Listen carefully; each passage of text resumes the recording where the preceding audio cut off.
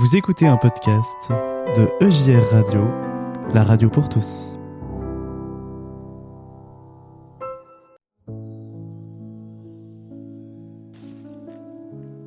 Et si je vous contais les 7 derniers jours de Jésus? Après le repas de la Pâque, Jésus donne ses dernières recommandations à ses disciples. Il leur explique qu'il retournera au ciel, chez son Père, mais qu'il ne les laisse pas seuls. Il leur enverra le Saint-Esprit pour les aider, leur rappeler son enseignement et demeurer en eux. Puis Jésus demande à son Père de veiller sur ses disciples et de les protéger du mauvais. Jésus se met à prier, aussi pour tous ceux qui croiront un jour en lui.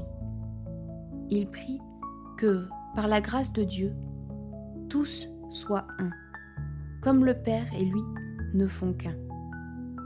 Il prie aussi que, grâce au témoignage apporté par l'humanité du peuple de Dieu, de plus en plus de gens placent leur confiance dans l'immense amour du Père qui a envoyé Jésus sur la terre. Puis, Jésus se rend au jardin de Gethsémani avec ses disciples. Là, il leur demande de prier. Jésus s'enfonce plus loin dans le jardin avec Pierre, Jacques et Jean et leur dit « Mon cœur est triste jusqu'à mourir. » Ensuite, il leur demande de veiller et il va un peu plus loin. Puis Jésus tombe à genoux et prie.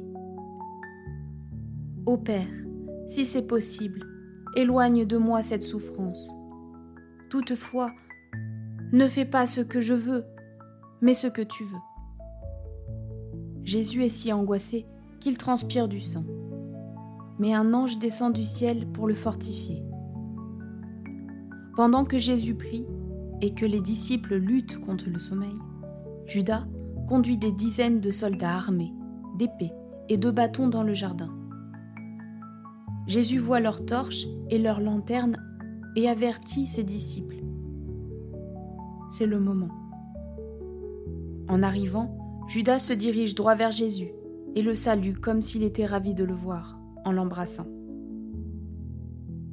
« Judas, tu m'as trahi par un baiser, » dit Jésus avec tristesse. Jésus s'avance et demande aux soldats qui il cherche. « Jésus de Nazareth, » répondent-ils. « C'est moi. » Soudain, les gardes et tous les soldats reculent et tombent à terre. « Qui cherchez-vous » demande à nouveau Jésus quand les soldats se relèvent. « Jésus de Nazareth. » « Je vous ai dit que c'était moi, laissez partir les autres. » Tandis que les soldats s'approchent, les disciples, paniqués, demandent à Jésus s'ils ne devraient pas dégainer leurs épées. Mais Pierre n'attend pas sa réponse et tranche l'oreille du serviteur du grand prêtre. « Ça suffit !» s'écrie Jésus.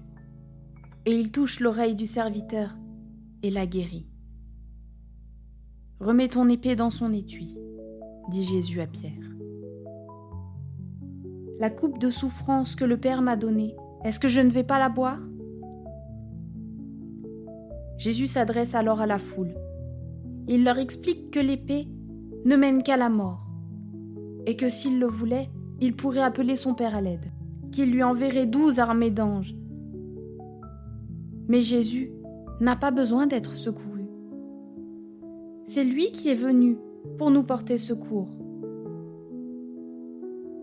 Il est venu accomplir tout ce que les prophètes ont annoncé dans les Écritures. Jésus demande ensuite aux soldats pourquoi ils sont venus l'arrêter en pleine nuit avec des épées et des bâtons, et pourquoi ils ne sont pas venus le jour, quand il enseignait dans le temple. Sur ce, les soldats s'emparent de lui, le ligotent et l'emmènent dans la nuit noire. Les disciples s'enfuient à toutes jambes, mais Pierre et un autre disciple suivent les soldats à distance jusqu'à la maison du grand prêtre. Le disciple qui connaît le grand prêtre est autorisé à entrer dans la cour de la maison. mais Pierre doit attendre dehors, avec les serviteurs, jusqu'à ce que le disciple revienne le chercher. J'ai oublié le titre au début et je me rappelle pas comment on fait le copier-coller. Voilà. L'arrestation.